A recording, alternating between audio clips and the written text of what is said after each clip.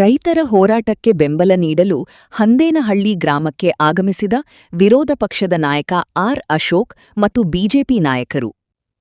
ಆನೇಕಲ್ ತಾಲೂಕಿನ ಸರ್ಜಾಪುರ ಹೋಬಳಿ ವ್ಯಾಪ್ತಿಯ 11 ಹಳ್ಳಿಗಳಲ್ಲಿ ಕೆಐಎಡಿಬಿ ಸಂಸ್ಥೆಯು ಕೃಷಿ ಭೂಮಿಗಳನ್ನು ಭೂಸ್ವಾಧೀನ ಮಾಡಿಕೊಳ್ಳಲು ಮುಂದಾಗಿದ್ದು, ಇನ್ನೂ ಅಕ್ರಮ ಭೂಸ್ವಾಧೀನವನ್ನು ವಿರೋಧಿಸಿ ಮುತ್ತಾನಲ್ಲೂರು ಮತ್ತು ಹಂದೇನಹಳ್ಳಿ ಗ್ರಾಮದಲ್ಲಿ ಕಳೆದ 800 ದಿನಗಳಿಂದ ರೈತರು ಅಹೋರಾತ್ರಿ ಧರಣಿ ಸತ್ಯಾಗ್ರಹವನ್ನು ಮುಂದುವರಿಸಿದ್ದು, ಜೊತೆಗೆ ಬೆಂಗಳೂರಿನಲ್ಲಿ ಜುಲೈ 1ರಂದು ಸರ್ಜಾಪುರ ಹೋಬಳಿಯ ಭೂಸ್ವಾಧೀನ ರೈತರ ಮೇಲೆ ಪೊಲೀಸರು ಮಾಡಿರುವ ಹಲ್ಲೆ ಹಾಗೂ ಬಂಧನ ಕ್ರಮವನ್ನು ಖಂಡಿಸಿ ಇಂದು ವಿರೋಧ ಪಕ್ಷದ ನಾಯಕರಾದ ಆರ್ ಅಶೋಕ್ ರವರು ಪ್ರತಿಭಟನಾ ಸ್ಥಳಕ್ಕೆ ಆಗಮಿಸಿ ರೈತರ ಹೋರಾಟಕ್ಕೆ ಬೆಂಬಲ ಸೂಚಿಸಿದರು.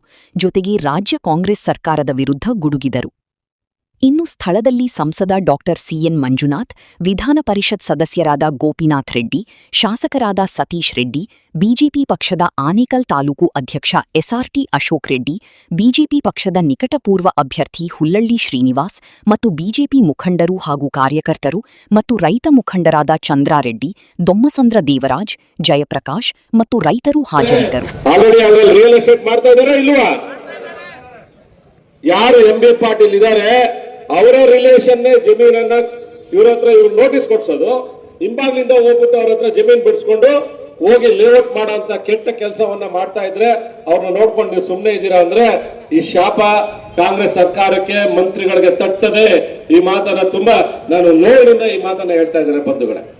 ಆಗ್ಲೇ ಮಾತಾಡ್ತಾ ಹೇಳ್ತಾ ಇದ್ದೆ, ನಾನು ರಾಮಲಿಂಗಾರೆಡ್ಡಿ ಅವರು ಸಚಿವರಾಗಿದ್ದಾರೆ, ಅವರು ಕೂಡ ಅವರು ಹೋಗಿ ಈ ವಿಷಯದ ಬಗ್ಗೆ ಎಂಬಿ ಪಾಟೀಲ್ ಹತ್ರ ವಿಧಾನಸಭೆ ಒಳಗಡೆನೆ ನಾನು ಡಿಸ್ಕಸ್ ಮಾಡಿದೆ. ಅವ್ರು ಏನು ಹೇಳಿದ್ರು ಗೊತ್ತಾ, ಬಿಡಕ್ ಸಾಧ್ಯನೇ ಇಲ್ಲ, ರೈತರ ಜಮೀನು ಬಿಡಕ್ ಸಾಧ್ಯ ಇಲ್ಲ. ನಾನು ಹೇಳಿದೆ ಅವ್ರಿಗೆ, ಸರ್ 20-25 ಕಿಲೋಮೀಟರ್ ಒಳಗಡೆ ಸಿಟಿ ಇದೆ, 10-15 ಕೋಟಿ 20 ಕೋಟಿ ಬೆಲೆ ಬಾಳುತ್ತೆ, ನೀವು ಅಲ್ಲೋಗ್ಬಿಟ್ಟು ರೈತರ ಜಮೀನ್ 2 ಕೋಟಿ ಕೊಡ್ತೀವಿ ಅಂದ್ರೆ ಒಪ್ಪತ್ತಾರ ಸರ್? ನಿಮ್ಮೂರಲ್ಲಿ ಹಂಗೆ ಅಕ್ವೈರ್ ಮಾಡಿಸಿ ಹೋಗಿ ಕರ್ಕೊಂಡೋಗಿ ಮಾಡಿ ಹಂಗೆ ಅಂತ ಹೇಳಿದೆ. ಆಗಲ್ಲ ರೀ, ಬಿಡಕ್ ಆಗಲ್ಲ. ಇದೇ ಟೋನ್ ನಲ್ಲಿ ಹೇಳಿದಂತ ವ್ಯಕ್ತಿ, ನೀವು ಮಾಡಲ್ಲ ಅಂದ್ರೆ ರೈತರು ಹೋರಾಟ ಮಾಡ್ತಾರೆ, ನಿಮ್ ಪಾಠ ಕಲಿಸ್ತಾರೆ ಅಂತ ಎದ್ದು ಬಂದೆ. ಸಚಿವರು ಇದ್ರು, ರಾಮಲಿಂಗಾರೆಡ್ಡಿನೂ ಇದ್ರು, ಅವರು ಏನು ಮಾತಾಡಿಲ್ಲ, ಎದ್ದು ಹೋಗ್ಬಿಟ್ಟು. ಇದು ರಿಯಲ್ ಆಗಿ ನಡೆದಿರೋಂತ ಇಶ್ಯೂ ಅನ್ನ ನಿಮ್ ಮುಂದೆ ನಾನು ಹೇಳ್ತಾ ಇದ್ದೆ. ಯಾರೇ ಆಗ್ಲಿ ನಮ್ಮ ರೈತರ ಪರವಾಗಿರ್ಬೇಕು. ಯಾವುದೇ ಸರ್ಕಾರ ಇರ್ಲಿ, ರೈತರ ಜಮೀನನ್ನ ಪಡ್ಕೋಬೇಕು ಅಂತ ಹೇಳಿದ್ರೆ ಸಮಾಲೋಚನೆ ಮಾಡಬೇಕು.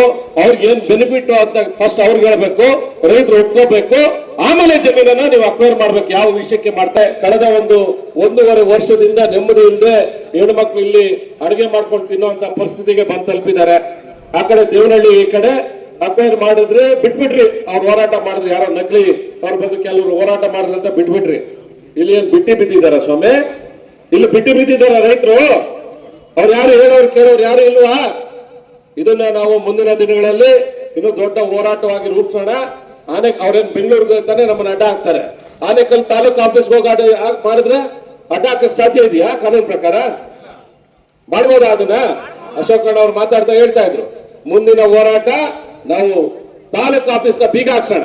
ಇಲ್ಲ ಅಂತ ಹೇಳಿದ್ರೆ ಈ ಸರ್ಕಾರಕ್ಕೆ ಮುಂದಿನ ದಿನಗಳಲ್ಲಿ ಯಾರು ಪಾಠ ಕಲಿಸೋರು ಇಲ್ಲ, ಏನ್ ಬೇಕಂದ್ರೆ ಮಾಡಬಹುದು ಅನ್ನೋ ಒಂದು ಆಲೋಚನೆಯಲ್ಲಿದ್ದಾರೆ. ಅವ್ರಿಗೆ ಒಂದು ಸರಿಯಾದ ತಕ್ಕ ಪಾಠವನ್ನ ನಾವೆಲ್ಲ ಹೋರಾಟ ಮಾಡೋಣ, ನಾವೆಲ್ಲ ಒಗ್ಗಟ್ಟಾಗಿದ್ದು ಕಲಿಸೋಣ ಅನ್ನೋ ಮಾತನ್ನ ಈ ಸಂದರ್ಭದಲ್ಲಿ ಹೇಳ್ತಾ, ಈ ಒಂದು ಸಭೆಗೆ ಬಂದಿರುವಂತ ನಮ್ಮ ಮಂಜುನಾಥ್ ಅವರು ಕೂಡ ಸಂಸದರಿದ್ದಾರೆ. ಅವರು ನಾವು ಎಲ್ಲರೂ ನಿಮ್ಮ ಪರವಾಗಿ ಇದ್ದೇವೆ. ಅವರು ಕೂಡ ಸಭೆಯನ್ನು ಉದ್ದೇಶಿಸಿ ಮಾತಾಡ್ತಾರೆ. ವಿರೋಧ ಪಕ್ಷದ ನಾಯಕರಾದಂತ ಆರ್ ಅಶೋಕ್ ಅವರೇ ಹಾಗೂ ಈಗ ತಾನೇ ಮಾತನಾಡಿದ ಶಾಸಕರಾದಂಥ ಉಮೇಶ್ ರೆಡ್ಡಿ ಅವರೇ, ಸತೀಶ್ ರೆಡ್ಡಿ ಅವರೇ ಹಾಗೂ ಗೋಪಿನಾಥ್ ರೆಡ್ಡಿ ಅವರೇ, ಅಶೋಕ್ ರೆಡ್ಡಿ ಅವರೇ ಮತ್ತು ಎಲ್ಲ ಇಲ್ಲಿ ರೈತ ಬಂಧುಗಳೇ, ತಮ್ಮೆಲ್ಲರಿಗೂ ನನ್ನ ಹೃದಯ ಸ್ಪರ್ಶಿ ನಮಸ್ಕಾರಗಳು. ಯಾಕೋ ಒಂದ್ ಕಡೆ ಈ ಸರ್ಕಾರ ರೈತರು ಕಂಡ್ರೆ ರೈತರ ಜಮೀನನ್ನ ಅದು ಬಲವಂತವಾಗಿ ಅವರ ಆಸೆಗೆ ವಿರುದ್ಧವಾಗಿ ಮಾಡಬೇಕು ಅನ್ನೋ ನಿರ್ಧಾರಕ್ಕೆ ಬಂದಂಗಿದೆ. ಯಾಕೆಂದ್ರೆ ಅಲ್ಲಿ ಬಿಡದಿನಲ್ಲಿ ಇದಾಗ್ತಾ ಇದೆ, ಆ ಕಡೆ ದೇವನಹಳ್ಳಿಲಿ ಆಗ್ತಾ ಇದೆ, ಇಲ್ಲಿ ಸರ್ಜಾಪುರ ಆನೇಕಲ್ ತಾಲೂಕಲ್ಲಿ ಆಗ್ತಾ ಇದೆ. ಅಂದ್ರೆ ಅವರು ಒಂದು ತೀರ್ಮಾನಕ್ಕೆ ಬಂದ್ಬಿಟ್ಟಿದ್ದಾರೆ.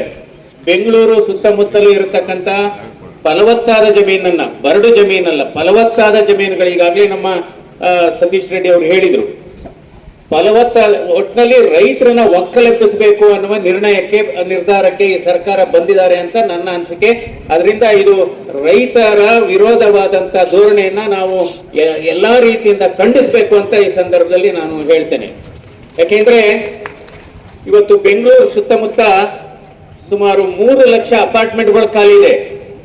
ಈಗಿರತಕ್ಕಂಥ ಬಡಾವಣೆಗಳೇನಿದೆ, ವಿಶ್ವೇಶ್ವರಯ್ಯ ಬಡಾವಣೆ ಆಗ್ಬೋದು ಅಥವಾ ಕೆಂಪೇಗೌಡ ಬಡಾವಣೆ ಆಗ್ಬೋದು. ಈ ಹೋರಾಟದಲ್ಲಿ ಭಾಗಿಯಾಗಿರ್ತಕ್ಕಂಥ ಎಲ್ಲ ನಮ್ಮ ಮುಖಂಡರಿಗೆ ಮೊದಲನೇದಾಗಿ ನಮಸ್ಕಾರ. ಮಾಧ್ಯಮದ ಸ್ನೇಹಿತರು ಕೂಡ ಈ ಒಂದು ಹೋರಾಟದಲ್ಲಿ ರೈತರಿಗೆ ಬೆಂಬಲವಾಗಿ ಅವರು ಕೂಡ ಬಂದಿದ್ದಾರೆ. ನಾನು ಪ್ರಮುಖವಾಗಿ ಈ ವಿಚಾರ ಅಕ್ವಿಜೇಷನ್ ಮಾಡಿರುವಂಥದ್ದು ಸುಮ್ಮನೆ ಏನು ಮಾಡಿರಲ್ಲ. ನೀವೆಲ್ಲ ಏನೋ ತಿಳ್ಕೊಂಡಿದ್ದಾರೆ, ಏನೋ ಬೇಕಾಬಿಟ್ಟು ಅವರು ಸುಮ್ಮನೆ ಮಾಡಿಬಿಟ್ಟಿದ್ದಾರೆ ಅಂತ. ರೈತರೆಲ್ಲ ಅರ್ಥ ಮಾಡ್ಕೊಳ್ಳಿ. ಇದರಲ್ಲಿ ಸ್ಕ್ವೇರ್ ಫೀಟ್ಗೆ ಎಷ್ಟು ಬರ್ತದೆ, ದುಡ್ಡು ನನಗೆಷ್ಟು ಸಿಗುತ್ತೆ, ಯಾರ್ಯಾರಿಗೆ ಮಾರಬೇಕು, ಗಿರಾಕಿಗಳು ಯಾರು, ಎಲ್ಲ ಫಿಕ್ಸ್ ಆದ್ಮೇಲೆ ಮಾಡಿರೋದು. ಇದು ಸುಮ್ಮನೆ ಏಕಾಏಕಿ ಮಾಡಲ್ಲ. ಅಲ್ಲಿ ಕೂತಿರೋರು KDB ಕೂತಿದಾರಲ್ಲ, ಸುಮ್ಮನೆ ಮಾಡಿರಲ್ಲ. ವಿಧಾನಸಭೆಯಲ್ಲಿ ಏನ್ ಗಲಾಟೆ ಆಗ್ತದೆ? ಎಲ್ಲೇ ವಿಧಾನಸಭೆಯಲ್ಲಿ ಗಲಾಟೆ ಏನು? ಉತ್ತರ ಕರ್ನಾಟಕಕ್ಕೆ ಅನ್ಯಾಯ, ಉತ್ತರ ಕರ್ನಾಟಕ ಅಭಿವೃದ್ಧಿ ಆಗಿಲ್ಲ, ಅಲ್ಲಿ ಇಂಡಸ್ಟ್ರೀಸ್ಗಳು ಬರಬೇಕು, ಕೈಗಾರಿಕೆಗಳು ಬರಬೇಕು, ಉದ್ಯೋಗ ಸಿಗಬೇಕು ಅಲ್ಲಿರೋರಿಗೆ ಅಂತೇಳಿ ಪ್ರತಿ ವಿಧಾನಸಭೆಯಲ್ಲೂ ಗಲಾಟೆ ನಡೀತದೆ. ಈಗ ಮಂತ್ರಿ ಎಲ್ಲೋರವರು ಉತ್ತರ ಕರ್ನಾಟಕದವರು. ಆದ್ಯತೆ ಎಲ್ಲಿ ಕೊಡ್ಬೇಕು? ನೀವು ಉತ್ತರ ಕರ್ನಾಟಕ ಕೊಡ್ಬೇಕು. ಅಲ್ಲಿ ಯಾಕೆ ಮಾಡಲ್ಲ? ಅಲ್ಲಿ ಲೇಔಟ್ ಮಾಡಿದ್ರು ಇವ್ರಿಗೆ ಜೋಬಿಗೆ ಏನು ಬರಲ್ಲ. ಇಲ್ಲಿ ಮಾಡಿದ್ರೆ ಏನ್ ಮಾಡ್ತಾರಲ್ಲ ಅದ್ರ 3 ಪಟ್ಟು ಸರ್ಕಾರಕ್ಕೆ ಇವ್ರಿಗೆಲ್ಲ ಕಮಿಷನ್ ಬರ್ತದೆ. ಅದಕ್ಕೋಸ್ಕರ ಇಲ್ಲಿ ಸೆಲೆಕ್ಟ್ ಮಾಡಿರೋದು. ಇಲ್ಲಿ ನಿಮ್ಗೆ 2 ಕೋಟಿ ಹಣ ಅಲ್ವಾ? 2 ಕೋಟಿ ತಾನೇ ಕೊಡ್ತಾ ಇರೋದು. ಹಾ, 2, 3 ಅಲ್ಲಿ ಬಿಡದಿಯಲ್ಲೂ ಹೋಗೋರೆ ರೇಟು 3, 2, 3 ಹಂಗ ಓದ್ತಾನೆ ಇದ್ದಾರೆ. ಅಲ್ಲೂ ಓದ್ತಾ ಇದ್ದಾರೆ. ಲಾಭ ಇಲ್ದಿರ ಈ ಸರ್ಕಾರ ಏನು ಮಾಡಲ್ಲ. ನಾನು ಅದನ್ನೇ ಹೇಳಿದ್ದೀನಿ. ಸರ್ಕಾರಕ್ಕೆ ಮೊನ್ನೆ ಬಿಡದಿಗೆ ಹೋದಾಗ ಹೇಳಿದ್ದೀನಿ ನಾನು, ಒಳಿತು ಮಾಡು ಮನುಜ ನೀ ಇರೋದು 3 ದಿವಸ ಅಂತ. ಈ ಸರ್ಕಾರ ಎಷ್ಟು ದಿನ ಇದೆ? ಇನ್ನ 1 ವರ್ಷ 10 ತಿಂಗಳಿದೆ. ಅದಕ್ಕೆ ಎಲೆಕ್ಷನ್ ಬಿಟ್ಬಿಡಿ 6 ತಿಂಗಳು. ಇನ್ನೆಷ್ಟು? 1 ವರ್ಷ 3 ತಿಂಗಳು ಇರೋದು. 1 ವರ್ಷ 3 ತಿಂಗಳು ನೀವು ಅಕ್ವೈರ್ ಮಾಡಿದ್ರೂ ಕೂಡ ಅಕ್ವೈರ್ ಮಾಡಿದ್ರಿ ಅಂತ ಇಟ್ಕೊಳ್ಳಿ. ಪ್ರೋಸೆಸ್ ಆಗಕ್ಕೆ 1 ವರ್ಷ ಮೇಲೆ ಆಗೋಗ್ತತೆ. ನಿಮ್ಗೆಲ್ಲ ಅಳತೆ ಮಾಡಬೇಕು, ದ್ರೋಣ್ ಬರಬೇಕು. ಇವಾಗ ಸುಟ್ಟಾಕ್ಬಿಟ್ಟಿದ್ದೀರ ದ್ರೋಣ್, ಬೇರೆ ಹೊಸ ದ್ರೋಣ್ ಕೊಟ್ಕೊಬೇಕು. ಅವರು ಅವನ್ಯಾವನ ಅಧಿಕಾರಿ ಇರ್ತಾನೆ, ಹೋಗು ಅಂದ್ರೆ ಅವನು ಹೋಗಲ್ಲ, ನನ್ನ ಏನಾನ ಹೊಡಿತಾರೆ ಇಲ್ಲಿ ಅಂತೇಳಿ ಹೊಸ ಅಧಿಕಾರಿ ನೋಡ್ಬೇಕು. 1 ವರ್ಷ 3 ತಿಂಗಳಲ್ಲಿ ನೀವು ಇಲ್ಲೇನು ಮಾಡಕ್ಕೆ ಆಗಲ್ಲ. ಅವ್ರ ಉದ್ದೇಶ ಇರೋದು ಒಂದ್ಸರಿ ಅಕ್ವೈರ್ ಮಾಡಿಬಿಡ್ಬೇಕು, ಟೆಂಡರ್ ಕರೆದು ಬಿಡೋದು. ಲೇಔಟ್ ಮಾಡ್ಬೇಕಾದ್ರೆ ಟೆಂಡರ್ ಕರಿಬೇಕಲ್ಲ, ರೋಡು, ಮೋರಿ, ಸ್ಯಾನಿಟರಿ, ವಾಟರು ಎಲ್ಲ ಮಾಡ್ಬೇಕಲ್ಲ.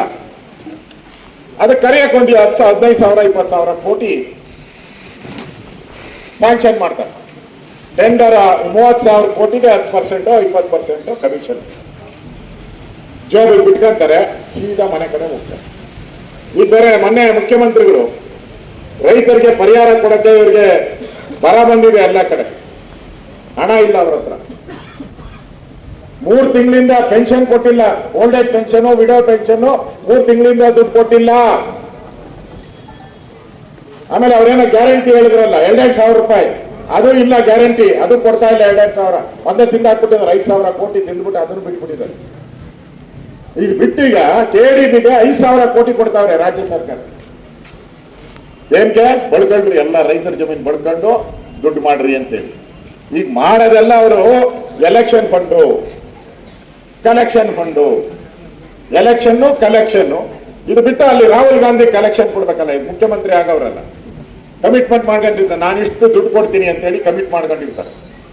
ಅದಕ್ಕೆ ಎಲ್ಲ ಮಂತ್ರಿಗಳಿಗೂ ಫಿಕ್ಸ್ ಮಾಡ್ತಾರೆ. ಈಗ ಎಲ್ಲರಿಗೂ 100, ಅವ್ರ ರೇಂಜ್ ನೋಡಿ, 100, 150 ಕೋಟಿ, 200 ಕೋಟಿ, 300 ಕೋಟಿ. ನಿನ್ ಮಂತ್ರಿ ಆಗ್ಬೇಕಾ? ಕೊಡು. ಹಳ್ಳಿಗಳ ಕಡೆ ಹೇಳ್ತಾರಲ್ಲ, ಮದುವೆ ಮಾಡಕ್ಕೆ ಆಗ್ಬೇಕಾ? ಒಡವೆ ಹಾಕ್ತೀಯಾ? ಚೈನ್ ಹಾಕ್ತೀಯಾ? ವರದಕ್ಷಿಣೆ ಕೊಡ್ತೀಯಾ? ಕಾರ್ ಕೊಡಿಸ್ತೀಯಾ? ಸೈಟ್ ಕೊಡಿಸ್ತೀಯಾ? ಹಂಗೆ ಈಗ ಅಲ್ಲಿ ವ್ಯಾಪಾರ. ಈಗ ಮಂತ್ರಿ ಆಗ್ಬೇಕಾದ್ರೆ ಅದಕ್ಕೆ ಮುಂದಕ್ಕೆ ಹೋಗ್ತಾ ಇದ್ದ. ವ್ಯಾಪಾರ ಮಾಡ್ಕೊಂಡು ಮಂತ್ರಿ ಮಾಡ್ತಾ ಇದ್ದಾರೆ. ಇದನ್ನ ಗಮನದಲ್ಲಿ ಇಟ್ಕೊಂಡು ನಾನು ನಿಮ್ಗೆ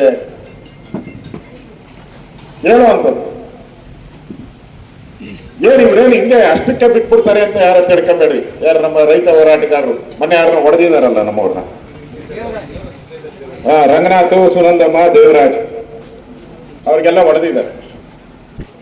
ಅಂದ್ರೆ ಬೆದರಿಕೆನೂ ಹಾಕ್ತಾರೆ.